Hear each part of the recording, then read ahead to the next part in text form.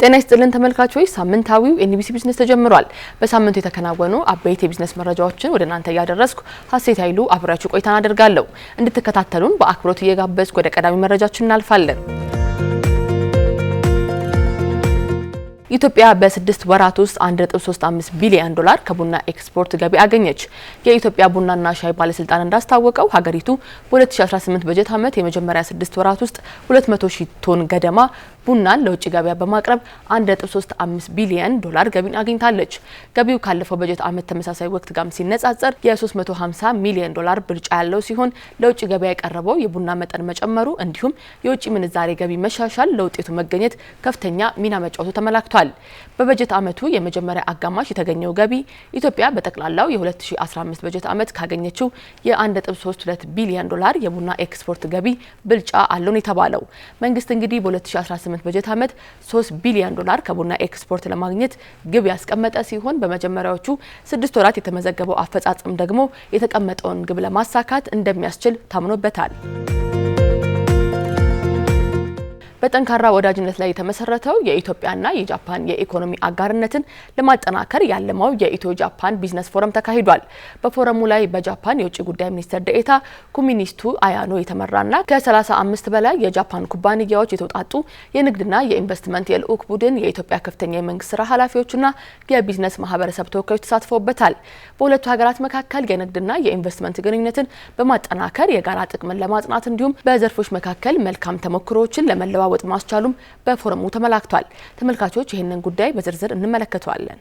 ኢትዮጵያ የዓለም ንግድ ድርጅት አባል ለመሆን በምታደርገው ጥረት በአሁኑ ወቅት ጃፓንን ጨምሮ ከ17 የዓለም ንግድ ድርጅት አባል ሀገራት ጋር የሁለትዮሽ የገበያ መዳረሻ ድርድሮች እየተካሄዱ እንደሚገኙ የንግድና ቀጠናዊ ትስስር ሚኒስቴር አስታወቀ።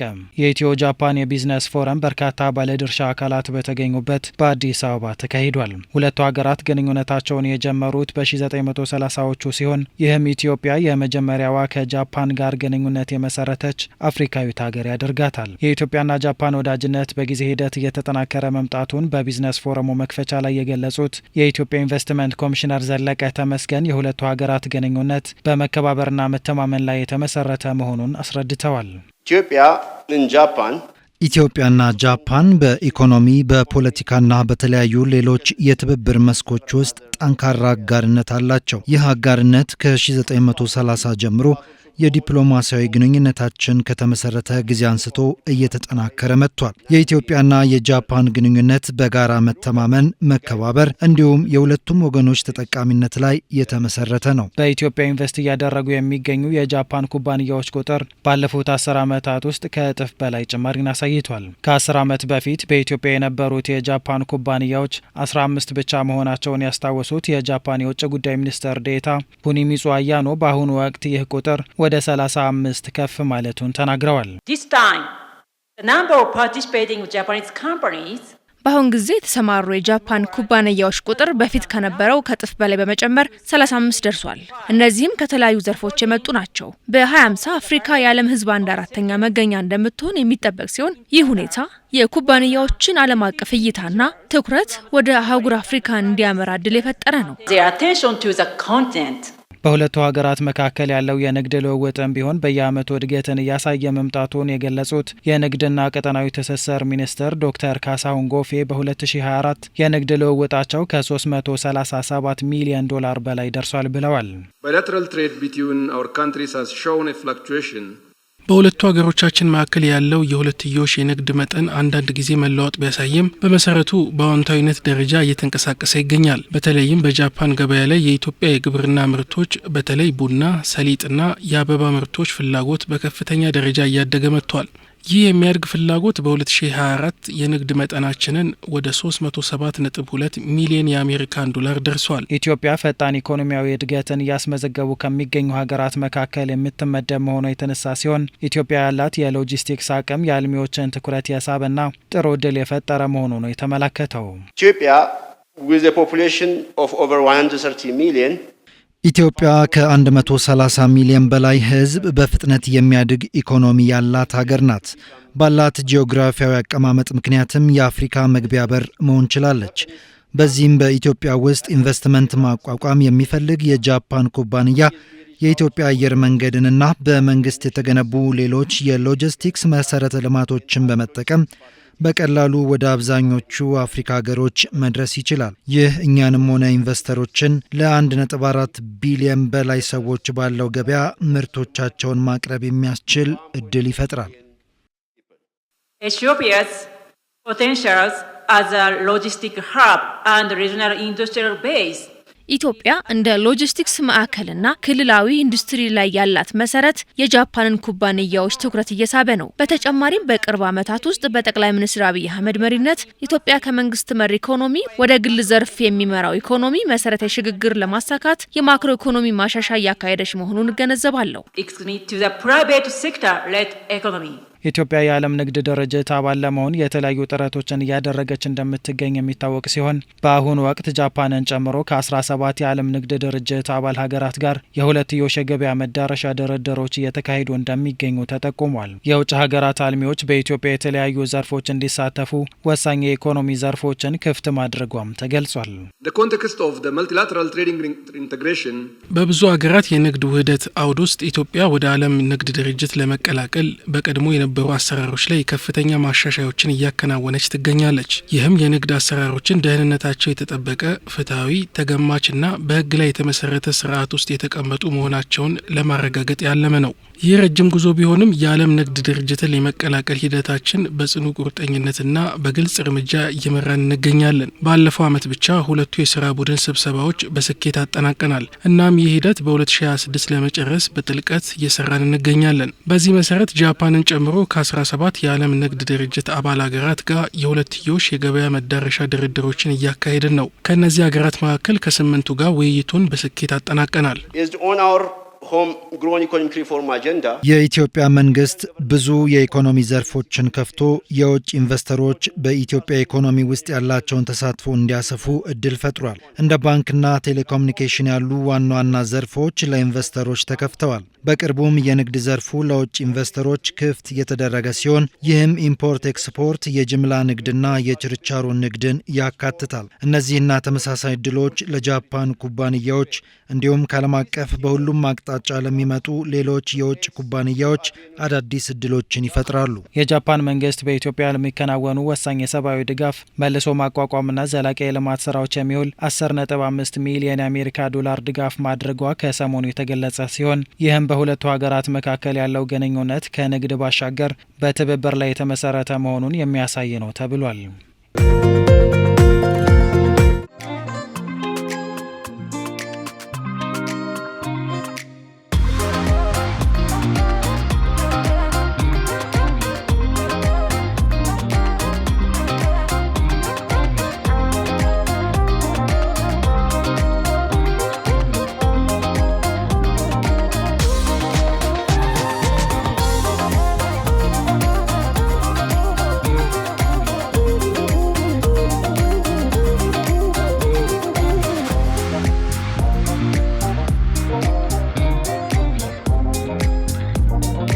በልህቀት ለማንደራደር ጥራትና ቅልጥፍናን ሁልጊዜ ለምንፈልግ በያለንበት መጠቀም ከምንችላቸው ከረቀቁ የዲጂታል ባንኪንግ አገልግሎቶች ጀምሮ በእርካታ እስከሚያስፈነጥዙ ቀላልና ቀልጣፋ አገልግሎቶች ልህቀትን በልዩነት የምናጣጥምበት ባንክ ዘመን ባንክ፣ የሚያንቀሳቅሰው ባንክ።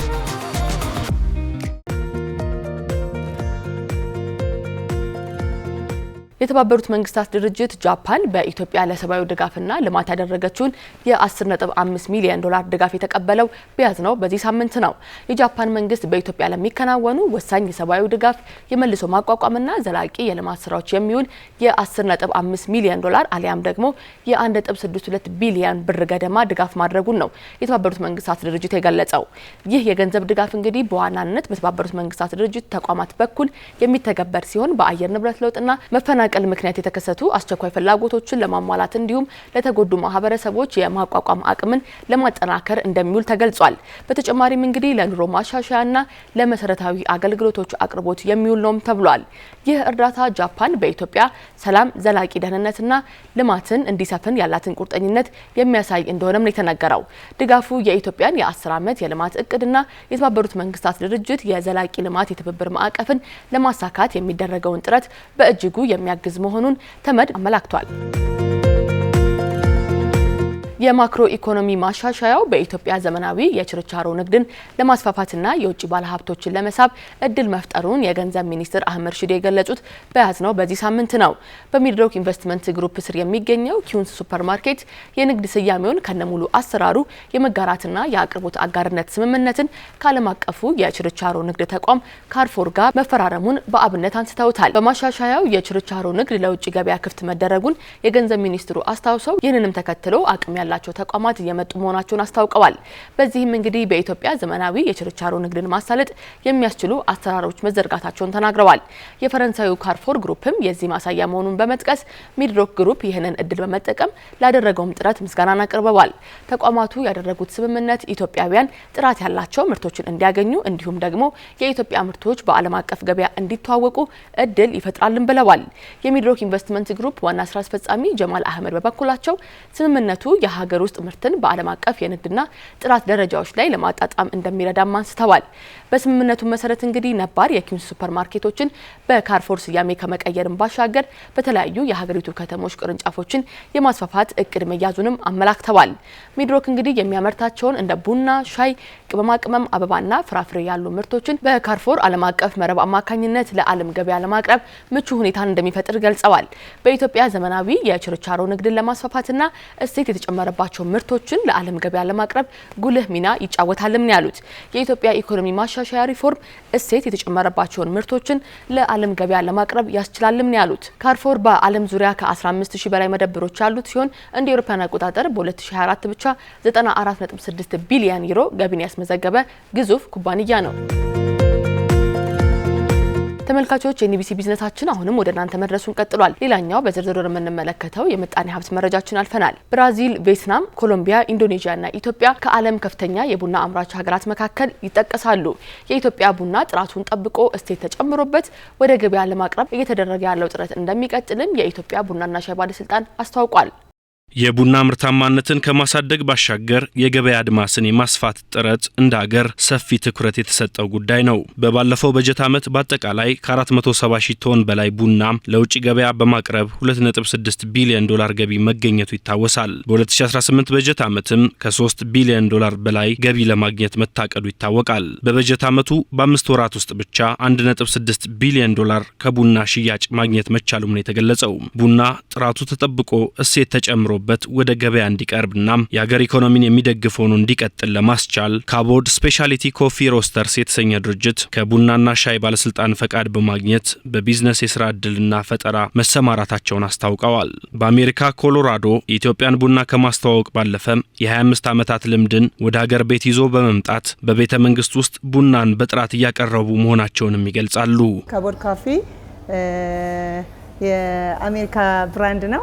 ዴንቨር ኮሎራዶ የተመሰረተ የአሜሪካ ብራንድ ነው እና ወደ ኢትዮጵያ ነው የመጣ ነው። ካቦድ ኮፊን ለየት የሚያደርገው ኦንሊ የኢትዮጵያ ኮፊ አንብለንድድ 100% ኦርጋኒክ እና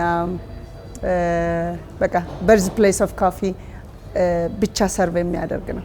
ስለዚህ ካቦድ ኮፊ ወደ ኢትዮጵያ የመጣበት ለሀገራችን ለሕዝባችንም ደግሞ እዚህ ቱሪስት ሲመጣ በቃ ወርልድ ክላስ የሆነ ኮፊ እንዲጠጡ ዓለም አሁን በደረሰችው በኮፊ ያለውን እድገትና ድሪንካችን ሁሉንም ያጠላቀቀ ነው። ስለዚህ በዛ ቱሪስቶችም ከሀገር ጀምሮ ከዛ ብቻ ከመጠጣት እዚህም ሕዝባችንም እኛም ደግሞ ቱሪስቱንም እዚህ ማሳይተናቸው ለማድረግ ነው የመጣ ነው። ኢትዮጵያ የቡና መገኛ ሆና ሳለም ሌሎች ሀገራት የኢትዮጵያ ቡናን እንደ ማጣፈጫ ቅመም እየተጠቀሙ በብዙ ጥፍ ዋጋ እየሸጡ በብዙ ሲጠቀሙ ማየት ቁጭት ስለፈጠረባቸውም ነው በኢትዮጵያ ኢንቨስት ለማድረግ መነሳሳታቸውን የሚያነሱት። ቡና አሁን በጣም ከኢትዮጵያ መነሳቷ ታሪኩ በርዝ ፕሌስ ተብሎ ይጠራል። ግን ሌሎቹ አሳማምረዋታል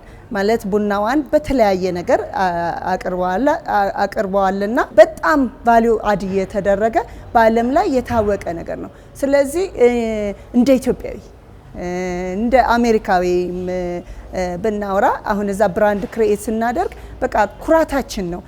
የኛ የቢዝነሱን ከመስራት በላይ ደግሞ አገርንም ደግሞ ሶርሱንም አንድ እግዚአብሔር ታማኝ አርጎ የሰጠን እኛ ጥቅሙንና በሙሉ አሁን ዓለም በደረሰችበት ዓለም በምትጠቀመው ጥቅም ልክ አገራችንና ህዝባችን መጠቀም አለባት የሚል ፕሪንሲፕል አለን እኛ። ስለዚህ ቡናው ወደዚህ ስንመጣ የያዝነው ቪዥን ምንድነው? ቡናውን መሪዎቻችን አሁን ያሳደጉ ነው በተለያየ ነገር ፋርመርም አሁን ደብል ያደረገ ነው። ከዚህ በላይ ደግሞ ለማድረግ እንዴት አድርገን ደግሞ ቫልዩን ከፍ እናደርጋለን የሚል ቪዥን አለ። በብዙ ቡና ነጋዴዎች አሉ። ከነሱ ጋር አንድ ላይ ሆነ እንዴት አድርገን ደግሞ አሁን ዓለም በሚወዳደረው ልክ ዓለም የደረሰበትን ከኛው ቢጀምር ደስ ይላል አይደለ? በሜሽኖችን ሊሆን ይችላል፣ ቡናዎችን ሊሆን ይችላል። ቫልዩን ሀብቱን አንድ ብራንድ ትልልቅ የሆኑት በሬቨኒው ደረጃ በብዙ ይበልጡናል።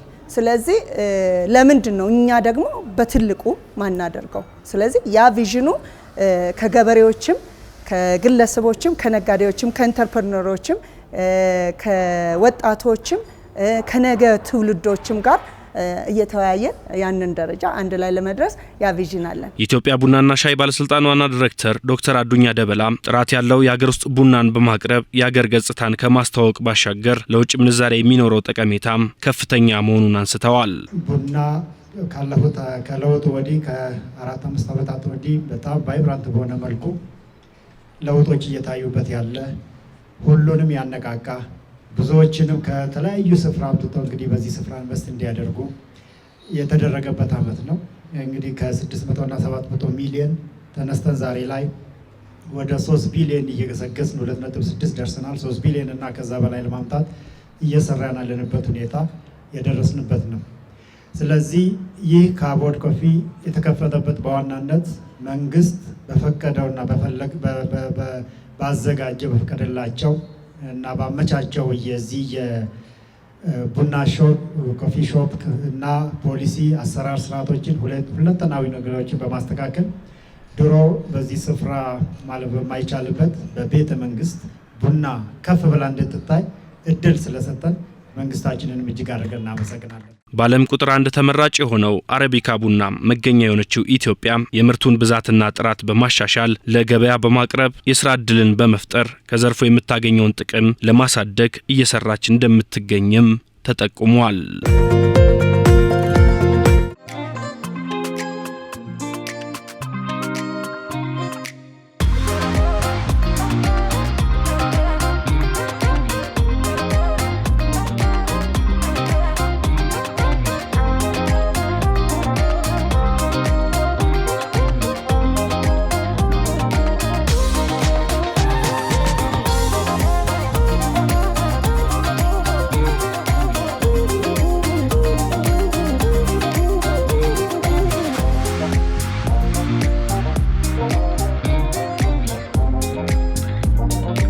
በልህቀት ለማንደራደር ጥራትና ቅልጥፍናን ሁልጊዜ ለምንፈልግ በያለንበት መጠቀም ከምንችላቸው ከረቀቁ የዲጂታል ባንኪንግ አገልግሎቶች ጀምሮ በእርካታ እስከሚያስፈነጥዙ ቀላልና ቀልጣፋ አገልግሎቶች ልህቀትን በልዩነት የምናጣጥምበት ባንክ ዘመን ባንክ፣ የሚያንቀሳቅሰው ባንክ።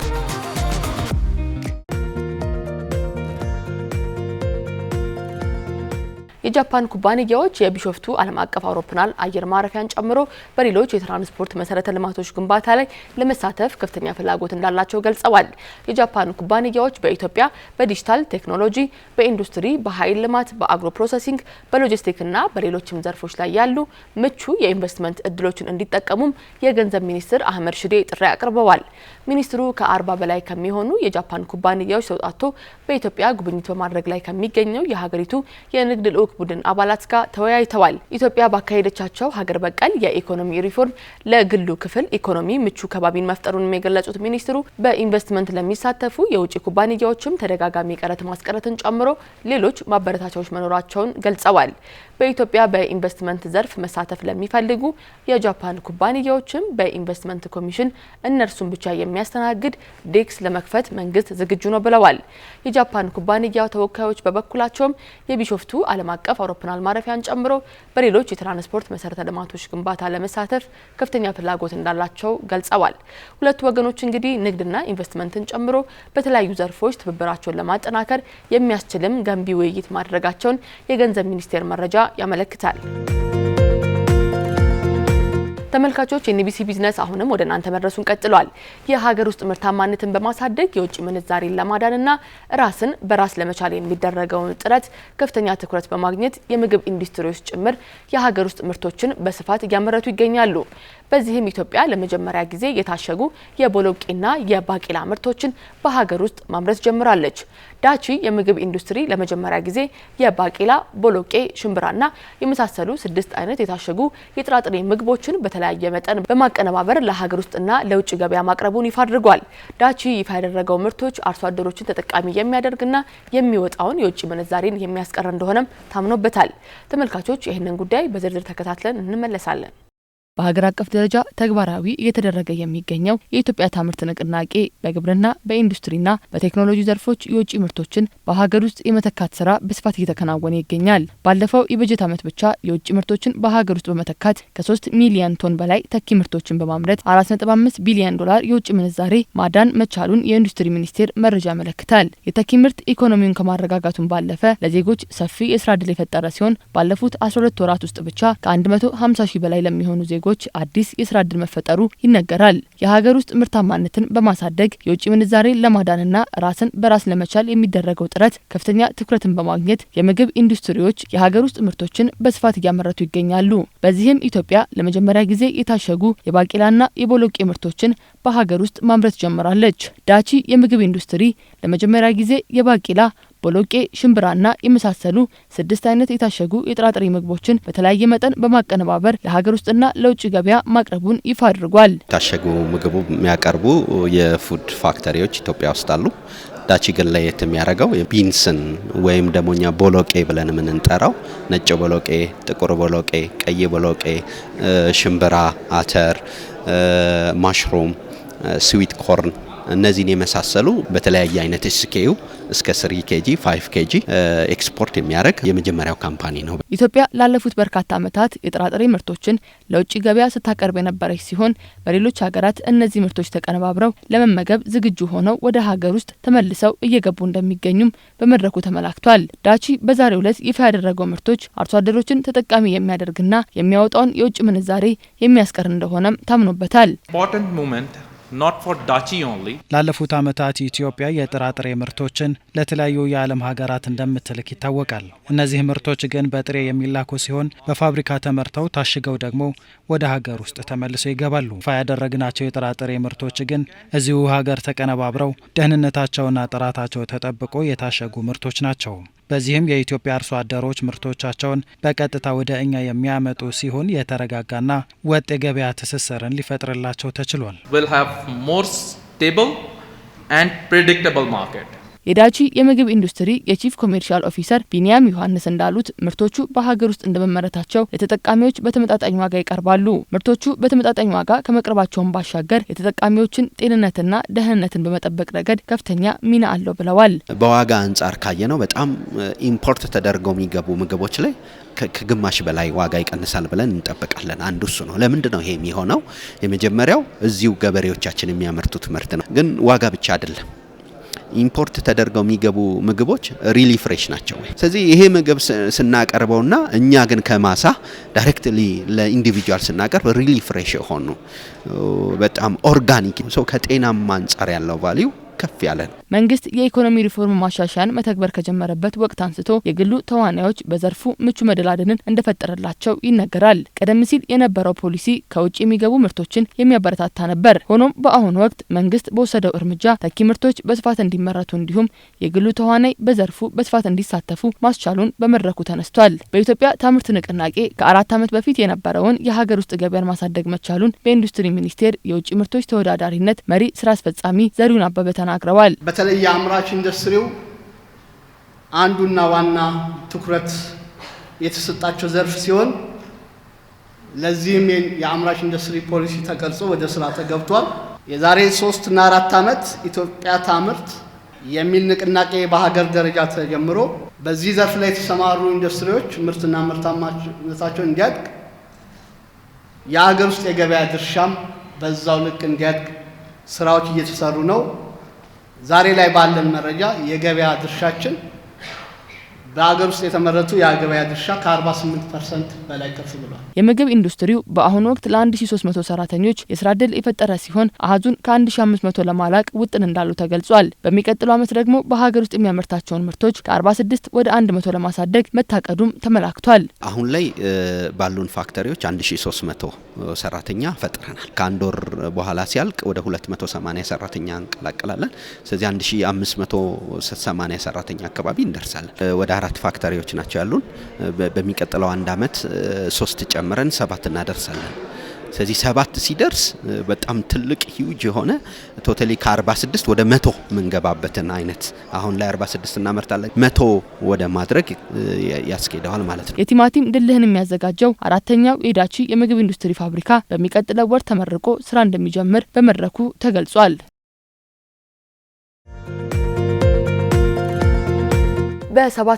በ741165 ሄክታር ላይ የነበረ የቅመማ ቅመም ሰብል ተሰብስቦ 1,385,150 ቶን ምርት መገኘቱን የኢትዮጵያ ቡናና ሻይ ባለስልጣን እወቁልኝ ብሏል።